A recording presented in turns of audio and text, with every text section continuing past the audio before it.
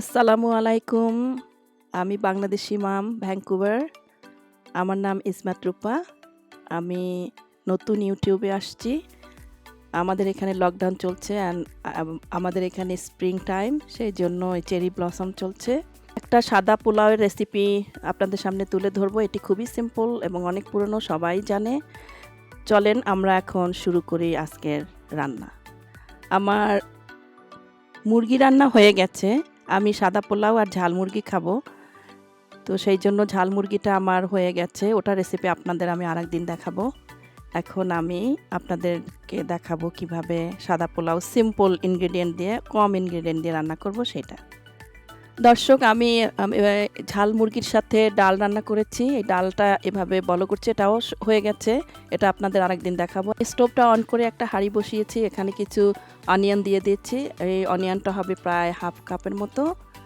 এটা দিয়ে একটু গরম হলে আমি এখানে কিছুটা বাটার দিব। বাটারের পরিমাণটা হবে 3 টেবিল স্পুনের মতো। তো আমি মেল্ট করি নাই, আমি এখানে আস্ত বাটার দিয়ে দিয়েছি। আপনারা চাইলে মেল্ট করে নিয়ে দিতে পারেন। আমি এখানে আপনাদেরকে একটু আমাকে ইন্ট্রোডিউস করি। আমি এই ফার্স্ট টাইমার টিউবার। আমি কোনো এডিটিংও জানি না, কিছুই জানি না। বাট এখন লকডাউন, সেই জন্য আমি ভাবলাম অনেক রান্না হচ্ছে, একটু আপনাদের সাথে শেয়ার করি। আমার 2 মেয়ে, আমার বড় মেয়ে আমাকে এ ব্যাপারে হেল্প করেছে। ও জানে কিভাবে এডিট করতে হয়, আমি আসলে এত জানি না। ও আমাকে হেল্প করলো, সেই জন্য আমি সাহস করলাম যে একটু কিছু করি। এই পর্যায়ে এসে আমি বাটারটা দিয়ে দিলাম। পেঁয়াজগুলি কিছুটা খানিকটা সরিয়ে মাঝখানে একটু স্পেস করে বাটারটা দিলাম যাতে ওটা মেল্ট হয়ে যায়। একটু নেড়ে চেড়ে দিচ্ছি যাতে এটা মেল্ট হতে সুবিধা হয়। আমি এখন বাটারটা দিলাম যাতে ওটা মেল্ট হয়ে যায়। এই যে দেখতে পাচ্ছেন মেল্ট হয়ে যাচ্ছে। এটার সাথে আমি কিছুটা ভেজিটেবল অয়েল দিব। ওটার পরিমাণ হবে, এটা দিয়েছি, বাটার দিয়েছি আমি 3 টেবিল স্পুন, এটা দিব 2 টেবিল স্পুন। এখন দিলাম, এটা মিক্সড করব। আমি এটা বেরেস্তার মতো লাল করে ভাজবো, সেই পর্যন্ত আমি ওয়েট করব। আমি বেরেস্তার মতো করব এই কারণে যে এইভাবে পোলাওটা করলে খুব সুন্দর একটা ফ্লেভার আসে।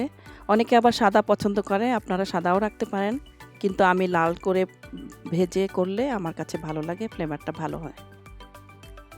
আমার একটু ভুল হয়ে গেছে, আমার মনে হচ্ছিল যে পেঁয়াজটা বেশি হয়ে গেছে, এই জন্য আমি কিছুটা উঠিয়ে রাখছি। এত পেঁয়াজ হয়তো লাগবে না, কারণ আমি অনলি 1.5 কেজি চালের পোলাও করব। 1.5 কেজি চালের জন্য হাফ কাপ পেঁয়াজ মনে হচ্ছে বেশি, এই জন্য আমি কিছুটা উঠিয়ে রাখলাম। এখন এটা আমি ভালো করে ভাজবো। আমি নেড়ে চেড়ে এই ফাঁকে আমি কিছু মশলা দিয়ে দিলাম। এটা দারচিনি, এলাচ আর তেজপাতা, এগুলি আমি এমনভাবে দিলাম যেন এই তেলটার মধ্যে ভাজে, এবং এই ভাজাটাই অনেক সুন্দর একটা ফ্লেভার হবে। আমি জানি আপনারা সবাই জানেন, আমি আমার মতো করে সিম্পল ওয়েতে করছি, আমি শুধু সেটাই শেয়ার করছি।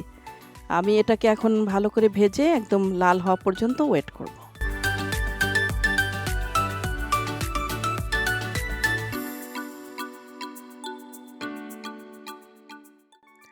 আমার এই পেঁয়াজটা এখন বেরেস্তার মতো হয়ে গেছে, দেখতে পাচ্ছেন অনেকটাই লাল হয়ে গেছে। আমি আরেকটু সময় রাখবো, রেখে আমি এটার মধ্যে চাল দিয়ে দেবো। এখানে দেখতে পাচ্ছেন আমার 1.5 কেজি চাল ধুয়ে পানি ঝরিয়ে রেখেছি। আর এখানে আমি একটা হাঁড়িতে পানির বলক উঠাতে দিয়েছি, এটা ফুটবে। এই ফোটানো পানিটা আমি পোলাওর মধ্যে দিব। আর এই পেঁয়াজটা ভাজা হচ্ছে, আমি একটু পরেই আমার কাছে মনে হলো আরেকটু ভাজা হবে, সেই জন্য আমি ওয়েট করলাম। আর এখন আমি চালগুলি দিয়ে দিচ্ছি।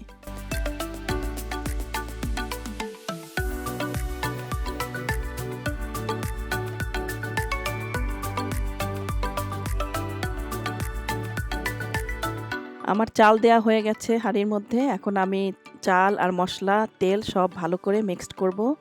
ভালো করে খুব ভালো করে মিক্সড করতে হবে যাতে নিচের চাল উপরে আসে, উপরের চাল নিচে যায়, এমনভাবে ভাজি করতে হবে। এই পর্যায়ে এসে আমি 1.5 টেবিল স্পুন আদা বাটা দিয়ে দিব। অনেকে অনেক স্পাইস দেয় পোলাওর মধ্যে, আমি শুধু সিম্পল এই আদা বাটা, ঘি, পেঁয়াজ আর গরম মশলা এই দিয়ে আমি সিম্পল ওয়েতে খুব তাড়াতাড়ি পোলাও রান্না করে ফেলবো। আদা দেওয়ার পরে বেশ খানিকক্ষণ ভাজি করব। ভালো করে ফ্রাই করতে হবে, এপাশ ওপাশ উল্টিয়ে পাল্টিয়ে অনেকক্ষণ ভাজি করব। করার পরে আপনারা চালে যেভাবে 1 কৌটা চালে 1.5 কৌটা পানি, ওই আন্দাজ করে আমি 1.5 কেজি চালে আমার যতটুকু পানি লাগবে অতটুকু পানি, পুরাটাই গরম পানি দেওয়ার চেষ্টা করবেন।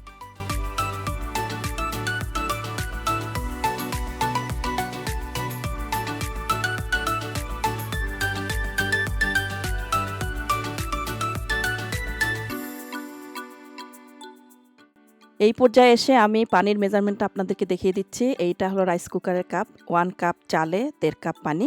কিন্তু আমার এই চালটা একটু ডিফারেন্ট টাইপের, এটা খুব তাড়াতাড়ি হয়ে যায়, সেই জন্য আমি এটাতে পানি একটু কম দিব। এই কাপের আমি 12 কাপ চালে 15 কাপ পানি দিব, সেই মেজারমেন্ট অনুযায়ী দিব, কারণ আমার এই চালটার কোয়ালিটিটাই এরকম।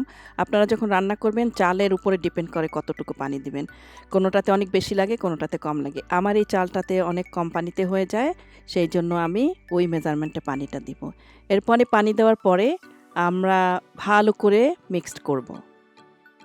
এই পর্যায়ে এসে আমি সল্ট দিব। আমরা ইউজুয়ালি সাদা লবণ খেতাম, কিন্তু পরে আলটিমেটলি জানলাম যে এই হিমালয়ান পিঙ্ক সল্টটা ভালো, সেই জন্য আমি ওই সাদা লবণের বদলে এই পিঙ্ক সল্টটা দিব। এটা নাকি হেলদি, আমি জানি না কতটুকু সত্য, বাট আমরা এটা এখন থেকে ইউজ করছি। এই লবণ দিব 1.5 টিস্পুন। এটা দিয়ে এখন ভালো করে মিক্স করে আমি ঢেকে দিব।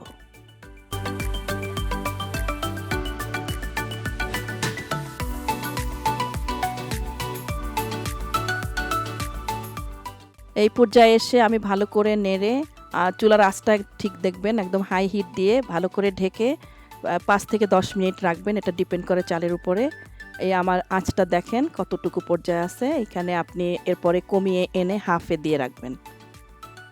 এই পর্যায়ে এসে আপনারা দেখবেন যে ঢাকনাটা উঠিয়ে দেখবেন পানিটা কোন পর্যায়ে আছে, তারপর একটু নেড়ে দিবেন। উপরের চালটা নিচে, নিচের চালটা উপরে এনে যতটুকু সম্ভব এভাবে ভালো করে নেড়ে তারপরে আবার ঢাকনা দিয়ে আরও 5 থেকে 10 মিনিট রাখবেন, ডিপেন্ড করে চালের উপরে। বা আপনারা কিছুক্ষণ পরে পরেই দেখবেন কোন পর্যায়ে আছে, এবং সম্ভব হলে আপনারা নেড়ে দিবেন।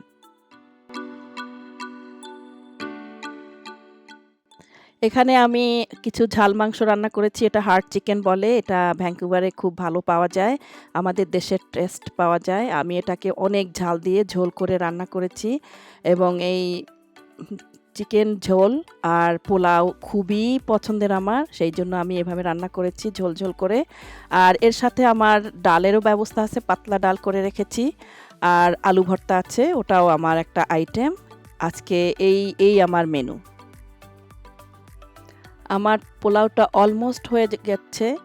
আমি এখন এটা টেম্পারেচারটা একদম লোতে দিয়ে আরও কিছুক্ষণ ঢেকে রাখবো। এটা আমি যতটুকু পেরেছি উপরেরটা নিচে, নিচেরটা উপরে আনার চেষ্টা করেছি, যাতে উপরেরগুলো কোথাও শক্ত না থাকে, ইভেনলি সব হয়ে যায়। এই যে দেখুন দর্শক, আমার টেম্পারেচারটা একদম লোতে আছে। এই পর্যায়ে আমি ঢেকে রাখবো এবং 5 মিনিটের মতো রাখবো, দেন আমার পোলাও ডান। দর্শক দেখুন, আমার পোলাওটা হয়ে গেছে, একদমই ডান, একদম ঝরঝরা হয়েছে। আমি চুলাটা অফ করে দিলাম।